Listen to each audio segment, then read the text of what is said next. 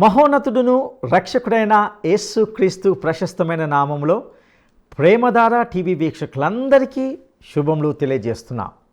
నేటి మన ధ్యాన భాగము అపోస్తల కార్యములు 26-27 అధ్యాయాలు. ఈ అధ్యాయాలలో రోమా సామ్రాజ్యం అదుపులో ఉన్నటువంటి పౌలు అగ్రిప్పరాజు యూదయ అధిపతి అయిన ఫేస్తు ఎదుట తన వాదన వాదించాడు. అగ్రిప్ప పౌలుతో మాట్లాడమని చెప్పాడు. పౌలు తన ప్రారంభ జీవితాన్ని వివరించాడు. వాస్తవానికి అతడు పరిసయుడు, నిష్టగల యోధుడు. యవ్వనంలో ఎంతో దీక్ష కలిగి ఉన్నాడో అక్కడ వివరించాడు. ఆ కారణంతోనే అతడు యేసు అనుచరులను హింసించానని, వారిని చెరసాలలో ఉంచానని, కొందరిని చంపించానని చెప్పాడు. ఇతర పట్టణాలకు పారిపోయిన క్రైస్తవులను కూడా బంధించి యెరూషలేముకు తీసుకురావడానికి అధికార పత్రాలను కూడా పొందానని చెప్పాడు. పౌలు ఒక ఖైదీగా రోమాకు కొనిపోబడ్డాడు. అక్కడ అతను కైసరు ఎదుట విచారణను ఎదుర్కోబోతున్నాడు. ఇక 27వ అధ్యాయంలో రోమా ప్రయాణంలో పౌలు ఇతర ఖైదీలు ప్రయాణిస్తున్న ఓడను ఒక పెద్ద తుఫాను కబలిస్తుంది. నావికులు ఓడను నడిపించే ప్రయత్నాన్ని విరమించుకున్నారు. ఆ గాలులు ఎక్కడికి తీసుకువెళ్తాయో తెలియలేదు. ఓడలో ఉన్నవారికి అటువంటి పరిస్థితుల్లో పౌలు ఎంతో ప్రోత్సాహకరమైన మాటలు చెప్పాడు. ఇక వాటి వివరాలకు సంబంధించిన విషయాలను నేటి సందేశంలో తెలుసుకోవడానికి మనము సిద్ధపడదామా? శ్రోతలు, ఈ రోజున మన పాఠం అపొస్తలుల కార్యములు 26-27 అధ్యాయాలు. సావధానంగా వినండి. అగ్రిప్ప పౌలును చూచి అన్నాడు, నీ పక్షాన నీవే మాట్లాడవచ్చు, సెలవిస్తున్నాము. అప్పుడు పౌలు చెయ్యి చాచి ఈలాగు సమాధానము చెప్పసాగాడు. అగ్రిప్పరాజా, నేను ధన్యుడను. యూదుల ఆచారాలు, వివాదాలు మీకు తెలుసు. మీ ఎదుట నా వివాదం చెప్పుకోబోతున్నాను. యూదులందరికీ నేను ఎవరినో బాగా తెలుసు. నా ప్రవర్తన ఎలాంటిదో వారెరుగుదురు. దేవుడు మన పితరులకు చేసిన వాగ్దానము విషయమైన నిరీక్షణను గూర్చి నేను విమర్శించబడుతున్నాను. మన వారందరూ ఆ వాగ్దానము విషయమైన నిరీక్షణ గలవారే. ఓ రాజా, ఈ నిరీక్షణ విషయమై యూదులు నా మీద నేరారోపణ చేస్తున్నారు. దేవుడు మృతులను లేపుతాడు అనే సంగతిని మీరెందుకు నమ్మలేకపోతున్నారు? యెరూషలేములో నేను యేసు నామమునకు విరోధముగా అనేక కార్యాలు చేశాను. పరిశుద్ధులనేకులను చంపాను. సమాజ మందిరములోని వారి చేత దేవదూషణ చేయించాను. ఇతర పట్టణాలలో కూడా వారిని హింసించాను. మతాధికారుల అనుమతితో అదే పని మీద దమస్కుకు వెడుతూ ఉండగా, రాజా, దారిలో ఒక గొప్ప వెలుగు ప్రకాశించటం చూచాను. మేమందరము నేల మీద పడిపోయాము. హెబ్రీ భాషలో ఒక స్వరం నాకు వినిపించింది, సౌలా, సౌలా, నన్నెందుకు హింసిస్తున్నావు? ములుకోలకు ఎదురు తన్నడం నీకు కష్టం. ప్రభువా, నీవు ఎవరవు అని అడిగాను. ప్రభువు అన్నాడు, నీవు హింసిస్తున్న యేసును నేను. నిన్ను నా పరిచారకునిగా, సాక్షిగా నియమిస్తున్నాను. నేను నిన్ను కాపాడతాను. వారి కన్నులు తెరుస్తాను. చీకటిలో నుండి వెలుగులోనికి, సైతాను అధికారము నుండి దేవుని వైపునకు వారు తిరుగుతారు. నా యందలి విశ్వాసము చేత పాపక్షమాపణ, పరిశుద్ధులలో స్వాస్థ్యము వారు పొందుతారు. అందుకే నిన్ను వారి వద్దకు పంపుతున్నాను. అగ్రిప్పరాజా, ఆకాశము నుండి కలిగిన నా ఈ దర్శనానికి నేను అవిధేయుడను కాలేదు. దమస్కు, యెరూషలేము, యూదా, అన్యదేశాలు అంతటా నేను పర్యటిస్తూ వారు మారుమనసు పొందాలని, దేవుని తట్టు తిరగాలని, మారుమనస్సుకు తగిన క్రియలు చేయాలని ప్రకటిస్తూ ఉన్నాను. అందుకే యూదులు నన్ను పట్టుకుని చంపాలని చూచారు. అయితే దేవుడు సహాయం చేశాడు. నేటి వరకు నేను నిలిచి ఉన్నాను. ప్రవక్తలు, మోషే ముందుగా చెప్పినదిగాక నేను మరేమీ చెప్పలేదు. క్రీస్తు మృతులలో నుండి లేచిన ప్రథమ ఫలమని, యూదులకు అన్యులకు వెలుగు ప్రచురించినవాడు ఆయనే అని నేను చెప్పాను. అల్పులకు ఘనులకు సాక్ష్యమిస్తున్నాను. పౌలు మాట్లాడుతూ ఉంటే ఫేస్తు బిగ్గరగా అన్నాడు, పౌలు, నీవు వెర్రివాడవు, అతి విద్య వలన నీకు పిచ్చి పట్టింది. పౌలన్నాడు, నేనేమీ వెర్రివాణ్ణి కాను, నా మాటలు సత్యము స్వస్థబుద్ధి గల మాటలు. రాజుకు ఇవన్నీ తెలుసు, అందుకే ఇంత ధైర్యంగా ఆయన ఎదుట మాట్లాడుతున్నాను. ఇదేదో మూలన జరిగింది కాదు అగ్రిప్పరాజా, మీరు ప్రవక్తలను నమ్ముతారనే నా నమ్మకం. అగ్రిప్ప అన్నాడు, ఇంత సులభముగా నన్ను క్రైస్తవుణ్ణి చెయ్యాలని చూస్తున్నావే? పౌలన్నాడు, సులభముగానో దుర్లభముగానో తమరు మాత్రమే కాదు, నా మాటలు వినే వారందరూ ఈ బంధకములు తప్ప నావలె ఉండేటట్లు దేవుడు అనుగ్రహించునుగాక. రాజు, అధిపతి, బెర్నీకే, మిగతా వారందరూ అవతలికి పోయి, ఈ మనుష్యుడు మరణమునకైనా బంధకములకైనా తగినదేమీ చేయలేదని తమలో తాము అనుకున్నారు. అందుకు అగ్రిప్ప ఫేస్తుతో అన్నాడు, ఈ మనుష్యుడు కైసరు ఎదుట చెప్పుకుంటాను అని అనని ఎడల ఇతన్ని విడుదల చేయవచ్చు. శ్రోతలు వింటున్నారా? అగ్రిప్పరాజు ఎదుట పౌలు నిలువబడి ఎంత ధైర్యంగా మాట్లాడాడో చూచారా? పౌలు సువార్త ప్రకటించాడు. అగ్రిప్ప మిగతా ప్రముఖులను ప్రభువు కోసం సంపాదించాలని పౌలు తాపత్రయం. పౌలు చేసిన ఈ ప్రసంగంలో ఉపన్యాస నాటకీయత ఉట్టిపడుతోంది. అగ్రిప్ప రాజుకు తాను సాక్ష్యం చెప్పడం దేవుని చిత్తం. పౌలు నేరానికి ఇది విచారణ కానే కాదు. పౌలు సువార్త ప్రకటిస్తున్నాడు.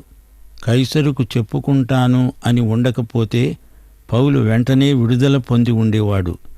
ఈ మార్గం ఏమిటో పౌలు వివరిస్తున్నాడు. యేసు మార్గాన్ని ప్రకటించడానికి ప్రభువు పౌలుకిచ్చిన మహదవకాశమిది. రాజప్రముఖులు, ఉన్నతాధికారులు మహా ఆడంబరంగా అట్టహాసంగా కొలువు తీర్చి ఉన్నారు. యేసు మార్గాన్ని వీరికి ప్రకటిస్తున్న పౌలు దేవుని రాయబారి. పౌలు అధికారపూర్వకంగా మాట్లాడుతున్నాడు. అతని ముఖం మీద పరలోక కాంతి ప్రతిఫలిస్తున్నది. యూదులు తననెంత ద్వేషిస్తున్నారో పౌలు వివరించాడు. అతడిప్పుడు తార్సువాడైన సౌలు కాడు, అపోస్తలుడైన పౌలు. యోహాను సువార్త 15వ అధ్యాయం 18వ వచనంలో ప్రభువేమన్నాడు? లోకము మిమ్మును ద్వేషించిన ఎడల మీకంటే ముందుగా నన్ను ద్వేషించింది అని తెలుసుకోండి. ప్రభువుకు నమ్మకమైన రాయబారి గనుక లోకము పౌలును ద్వేషిస్తుంది. దేవుని కృపాబాహుళ్యము పౌలునందున్నది. అదే అతని వ్యక్తిత్వమందలి ఆకర్షణ. పౌలు వ్యక్తిత్వం గలతీ పత్రిక 2వ అధ్యాయం 20వ వచనంలో వ్యక్తం చేయబడింది. నేను క్రీస్తుతో కూడా సిలువ వేయబడి ఉన్నాను. జీవించేవాడను నేను కాను, క్రీస్తే నాయందు జీవిస్తున్నాడు. ఇప్పుడు శరీరమందు నేను జీవించే జీవితము నన్ను ప్రేమించి నాకై తనను తాను ఇచ్చివేసుకున్న దేవుని కుమారుని యందున్న విశ్వాసము వల్లనే జీవిస్తున్నాను. అగ్రిప్ప ఎదట పౌలును చూడండి. ఈ సన్నివేశాన్ని జాగ్రత్తగా పరిశీలించండి. అగ్రిప్ప రాజవస్త్రాలు ధరించుకున్నాడు. పౌలు చెరసాల దుస్తుల్లో ఉన్నాడు. ఎంత వ్యత్యాసం! అగ్రిప్ప సింహాసనాసీనుడు, పౌలు సంకెళ్లలో బంధించబడి ఉన్నాడు.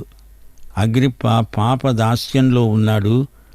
పౌలు క్రీస్తునందు సర్వస్వతంత్రుడు. అగ్రిప్ప ఇహలోక రాజు, పౌలు పరలోక రాజు యొక్క రాయబారి.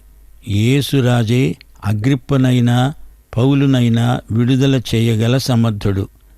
పాపదాస్యము నుండి మనలను విమోచించేవాడు యేసుక్రీస్తు. అగ్రిప్ప హేరోదు కుటుంబానికి చెందినవాడు. హేరోదు కుటుంబం చెడుతనానికి ప్రతీక. అహాబు, యెజెబెలుల దొండగాన్ని మించింది అగ్రిప్పరాజు వంశం. హెరోదు వంశమే అలాంటిది. అగ్రిప్పరాజుకు అన్నీ తెలుసు. మోషే ధర్మశాస్త్రం తెలుసు అంటే ధర్మశాస్త్రంలో ఏముందో తెలుసు, అక్షరం తెలుసు. పౌలు ఈ అగ్రిప్పకు ఈ విషయాలను చెప్పగోరాడు. అతనికి ఇవి తెలియనివి కావు. 2 సంవత్సరాలు జైలు జీవితంలో పౌలు ఎంతో విసికి వేసారిపోయాడు. యెరూషలేములో జనసమూహం ఎదుట నిలిచి మాట్లాడాడు. ఫెలిక్సు ఎదుట సాక్ష్యమిచ్చాడు. ఫేస్తు ఎదుట నిలిచి మాట్లాడాడు. ఇప్పుడు అగ్రిప్ప ఎదుట మాట్లాడుతున్నాడు. అగ్రిప్ప తప్ప మిగతా వారందరూ పౌలు యొక్క అసలు సమస్య ఏమిటో గుర్తించలేకపోయారు. పైగా వీరికి సువార్త అసలే అర్థం కాదు. ప్రకృతి సంబంధులకు ఆధ్యాత్మిక విషయాలు అర్థం కావు. అదే విధానం నేటి వరకు మనకు కనపడుతూ ఉంది. యెరూషలేములోని సహస్రాధిపతి కూడా అంతే. పౌలు ఎంత చెప్పినా చూపినా వారి జీవితాలకు పరిశుద్ధ సౌందర్యము కలగదు. ప్రకృతి సంబంధులకు ఆత్మజ్ఞానం కలగడం ఎంతో కష్టం. ఈ అగ్రిప్పే గనక ప్రభువు వైపునకు తిరిగితే అది గొప్ప అద్భుతమవుతుంది. పౌలు మాట్లాడిందంతా సువార్తే. అది న్యాయస్థానంలో పౌలు సాక్ష్యం కాదు, వాంగ్మూలం కాదు. అది పౌలు ప్రకటన. సువార్తను పౌలు ప్రకటిస్తున్నాడు. ఈ పౌలు యేసు రాయబారి. పౌలులో యేసు స్వయంగా ఉండి ఆత్మ ద్వారా మాట్లాడుతున్నాడు. పౌలుకు అగ్రిప్పకు ధర్మశాస్త్రం తెలుసు. అయితే పౌలు ధర్మశాస్త్రానికి కర్త అయిన యేసును ఎరుగును, అగ్రిప్ప ఎరగడు. ధర్మశాస్త్ర హృదయం ఏమిటో పౌలుకు బాగా తెలుసు. పౌలు హృదయం దేవుని కాంతితో నిండిపోయి ఉంది. క్రీస్తే ధర్మశాస్త్రానికి ముగింపు. క్రీస్తు ధర్మశాస్త్రాన్ని మించిన నీతి, దేవుని కృప. క్రీస్తునందు మనకు అట్టి అనుభవము కలుగుతోంది. అగ్రిప్ప ఈ సత్యాన్ని గ్రహించాలని పౌలు ఎంతో ప్రయాసపడుతున్నాడు. ఈ సందర్భంలో పౌలు చేసిన ప్రసంగం ఎంతో అమూల్యమైనది. పౌలు మాటలు అనేకులు వింటున్నారు గాని పౌలు అగ్రిప్ప రాజును ఉద్దేశించే మాట్లాడుతున్నాడు. అగ్రిప్ప రక్షించబడాలన్నదే పౌలు ఆశ. పౌలు ప్రసంగంలోని ఉద్దేశ్యం అదే.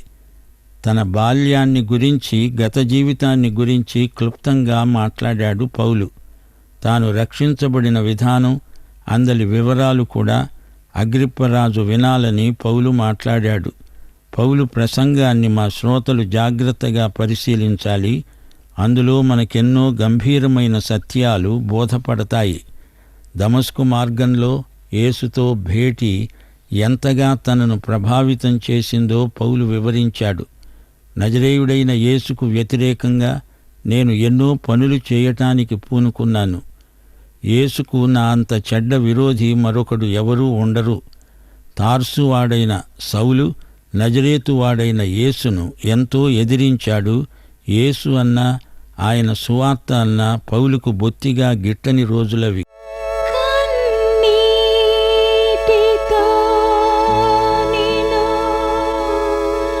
అభిషేకింతును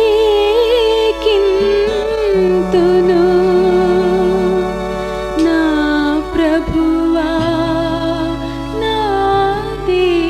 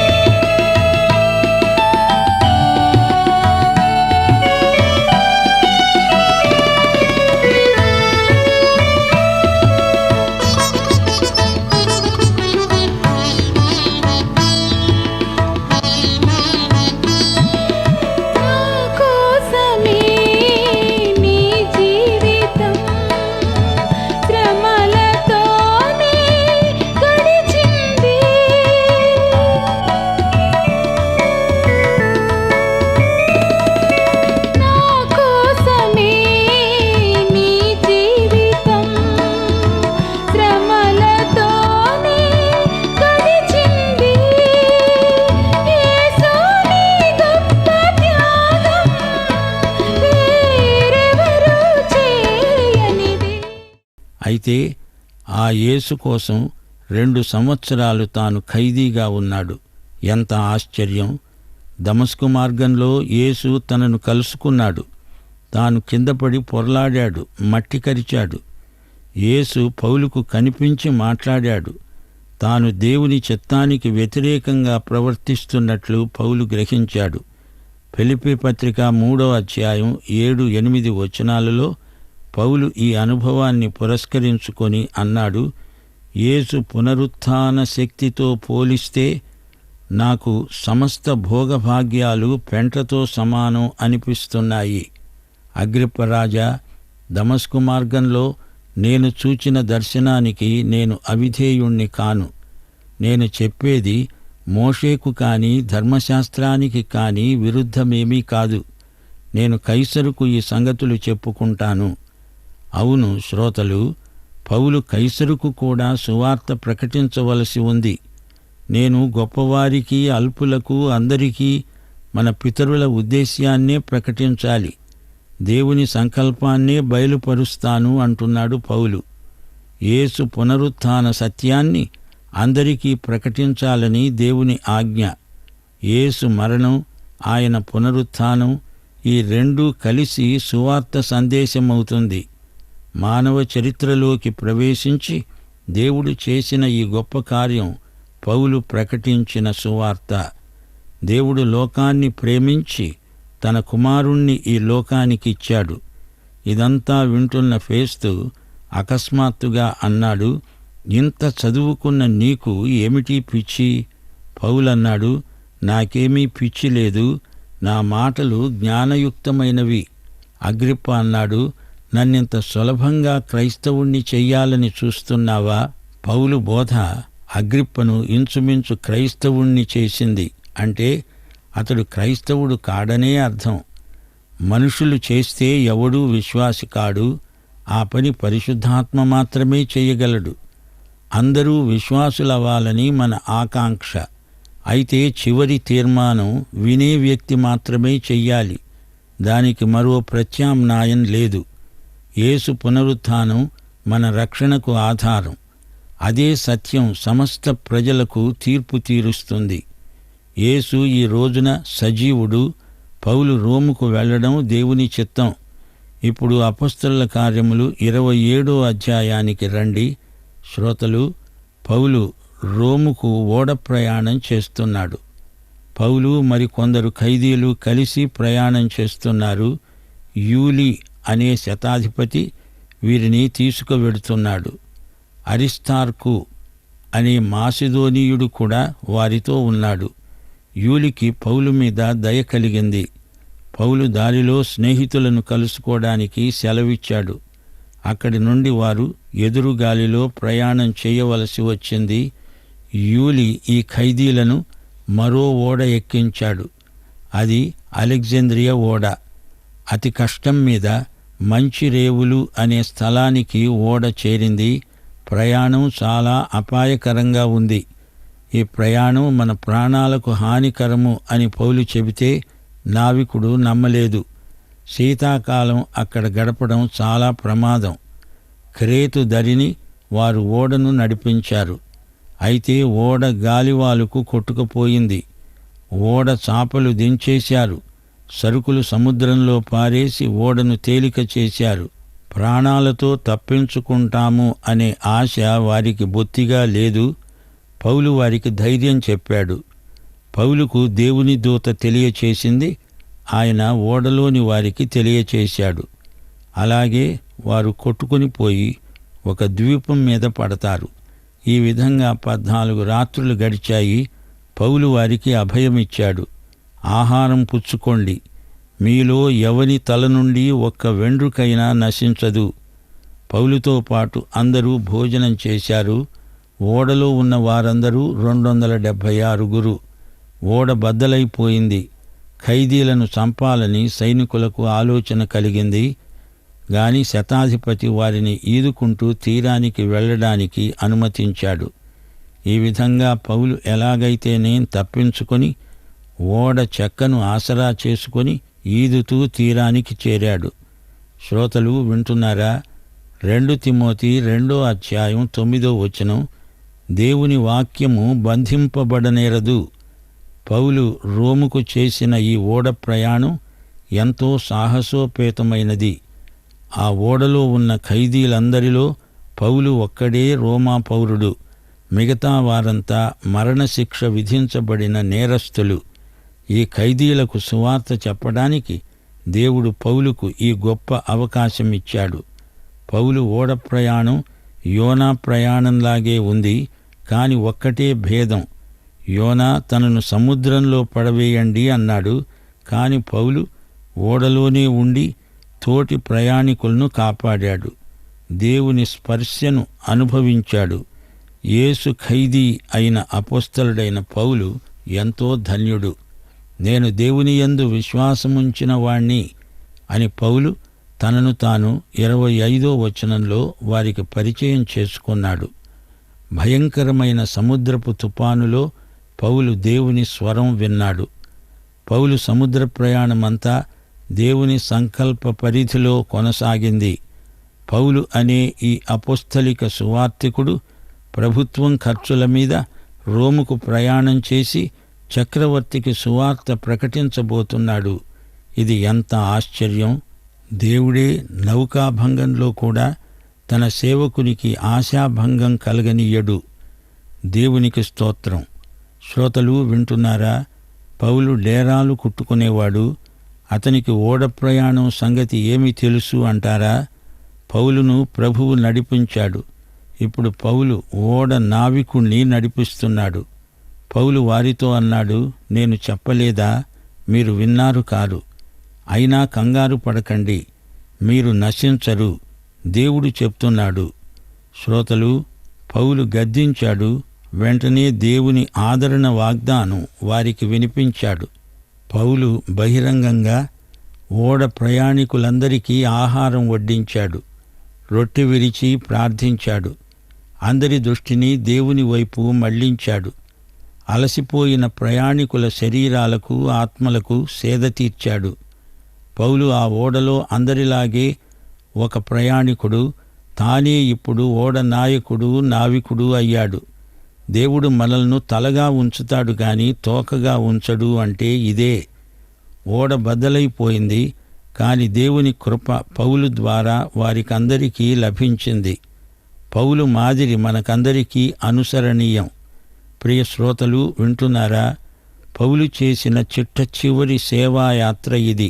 ఈ నౌకా ప్రయాణంలో యూలీ అన్యుడైనప్పటికీ పౌలును ఎంతో శ్రద్ధగా చూచుకున్నాడు. అరిస్తార్కు పౌలుతో ఉండడం గొప్ప విశేషం. తాను పౌలు బానిసను అని చెప్పుకొని పేరు నమోదు చేయించుకొని అతనితో బయలుదేరాడు. ఒక దైవజనుడు ఆ ప్రయాణికుల మధ్య ఉండడం అందరికీ గొప్ప ఆశీర్వాదంగా పరిణమించింది. యోనా పడవలో ఉండడం వారికి ప్రమాదం అనిపించింది. యోనా దేవుని చిత్తానికి వ్యతిరేకంగా పయనిస్తే పౌలు దేవుని చిత్తానికి వాలుగాలిలో పయనించాడు. యూలి పౌలును కాపాడాలని పౌలుతో పాటు మిగతా ఖైదీలందరూ తీరానికి పోవచ్చు అని సెలవిచ్చాడు. రోమా న్యాయ చట్టం ప్రకారం ఎవరైనా నేరస్తుడు తప్పించుకొని పారిపోతే ఆ అధికారిని అసమర్థుడని చెప్పి ఉరితీస్తారు. ఆ ఓడలోని వారందరూ బతికి బయటపడ్డారంటే వారు పౌలుకు ఎంతో కృతజ్ఞులై ఉండాలి. ప్రియశ్రోతలు, ఈ పాఠం ముగింపులో మనం కొన్ని సత్యాలు మననం చేసుకోకుండా ఉండలేము. పౌలు అధికారుల ఎదుట సాక్ష్యమిచ్చేటప్పుడు తాను యేసుకు సాక్షిగా నిలిచాడు. పౌలు తన గత జీవితాన్ని సంగ్రహంగా వారికి చూపాడు. చెడ్డవారిని మంచి మనుషులనుగా చేసేది సువార్త. క్రీస్తు శక్తి వారి అంతరంగాన్ని పూర్తిగా మార్చింది. పౌలు సందేశ సారాంశం యేసు పునరుత్థానం. ఎప్పుడో చనిపోయిన మృతవీరునికి కాదు, పౌలు పునరుత్థానుడైన సజీవ క్రీస్తుకు సాక్షి. పౌలు జీవితంలో ప్రతిరోజూ ఈస్టరే. అతనిలో క్రీస్తు పునరుత్థాన జీవం పనిచేస్తున్నది. అపోస్తలుడు అంటే పంపబడినవాడు. పౌలు సన్హెద్రిను అపోస్తలుడుగా బయలుదేరి దమస్కు మార్గంలో క్రీస్తు అపోస్తలుడుగా మారిపోయాడు. పునరుత్థానుడైన క్రీస్తు పౌలును కలుసుకున్నాడు. అది అతని జీవితంలో కొత్త మలుపు. సోదరీ సోదరులారా, పౌలు నమ్మిన యేసునే నీవు నమ్మితే దేవుడు నిన్ను తన సంకల్ప సిద్ధికి వాడుకుంటాడు. నీవు ఈ యేసును సన్నిహితంగా ఎరుగుదువా? ఆయనకు, ఆయన చిత్తానికి నిన్ను నీవు సజీవ యాగముగా సమర్పించుకోవలసిందని దేవుని వాత్సల్యమును బట్టి నిన్ను బతిమాలుకుంటున్నాము. ప్రభు అయిన యేసుక్రీస్తు కృప, తండ్రి అయిన దేవుని ప్రేమ, పరిశుద్ధాత్మ నిత్య సహవాసము మనకు తోడై ఉండునుగాక. ఆమేన్. దమస్కు మార్గంలో మునికోరలకు ఎదురుతనుట నీకు కష్టమని ఏ భాషలో చెప్పబడింది? దమస్కు మార్గంలో మునికోరలకు ఎదురుతనుట నీకు కష్టమని ఏ భాషలో చెప్పబడింది? 1 గ్రీకు, 2 అరామిక్, 3 హెబ్రీ. ఈ ప్రశ్నకు సరైన జవాబును ఈ వాట్సాప్ నంబర్కు పంపండి. ప్రియులారా, ఇంతవరకు విన్న సందేశంలో అపోస్తల కార్యములు 26, 27 అధ్యాయాలను ధ్యానించి ఉన్నాం. అగ్రిప్ప రాజు ఎదుట పౌలు నిలవబడి ఎంతో ధైర్యంగా మాట్లాడాడు. అతనికి సువార్తను ప్రకటించాడు. అతనిని ప్రభువు కోసం సంపాదించాలని పౌలు తాపత్రయపడ్డాడు. అగ్రిప్ప రాజుకు సాక్ష్యం చెప్పడము దేవుని చిత్తమే, కానీ పౌలు చేసిన నేరానికి ఇది విచారణ కాదేం కాదు. యేసు మార్గాన్ని ప్రకటించడానికి ప్రభువు పౌలుకిచ్చిన గొప్ప అవకాశం ఇది. పౌలు దేవుని రాయబారిగా ఉంటున్నాడు. పౌలు అధికారపూర్వకంగా మాట్లాడాడు. ఇక్కడ న్యాయస్థానంలో పౌలు మాట్లాడినదంతా కూడా సువార్తే. క్రీస్తే ధర్మశాస్త్రమునకు మించిన నీతి అయి ఉన్నాడు, దేవుని కృప అయి ఉన్నాడు. ఈ సత్యాన్ని అగ్రిప్ప రాజు గ్రహించాలని పౌలు ఎంతో ప్రయాసపడ్డాడు. అగ్రిప్ప రక్షించబడాలనేదే పౌలు యొక్క ముఖ్య ఉద్దేశంగా ఉంటున్నది. తన గత జీవితాన్ని గూర్చి పౌలు క్లుప్తంగా వివరించాడు. దమస్కు వెళ్ళే మార్గంలో ప్రకాశవంతంగా ఉన్న కాంతి ద్వారా అతడు, అతని సహోదరులు పొందిన అనుభవాన్ని చెప్పాడు. గొప్పవారికి, అల్పులకు సువార్తను ప్రకటించాలనేది తన బాధ్యతగా పౌలు గుర్తించాడు. యేసు పునరుత్థాన సత్యాన్ని అందరికీ ప్రకటించాలనేది దేవుని యొక్క ఆజ్ఞగా ఉంటున్నది. పరిశుద్ధాత్మ కార్యము ద్వారానే తప్ప మనుషులు చేస్తే ఎవరునూ విశ్వాసులుగా, క్రైస్తవులుగా కాలేరు. ఇక ఓడ ప్రయాణంలో కూడా పౌలు సువార్తను ఖైదీలకు ప్రకటించడానికి దేవుడు గొప్ప అవకాశంగా ఇచ్చాడని మనం గ్రహించాలి. పౌలు యొక్క మాదిరి మనకు అందరికీ కావాలి. పౌలు అధికారుల ఎదుట సాక్ష్యం ఇచ్చేటప్పుడు తాను యేసుకు సాక్షిగా నిలిచాడు. తాను పునరుత్థానుడైన క్రీస్తునకు సజీవ సాక్షిగా నిలవబడ్డాడు. అట్టి కృప మనందరికీ దేవుడు దయచేయనుగాక. దైవాశీస్సులు.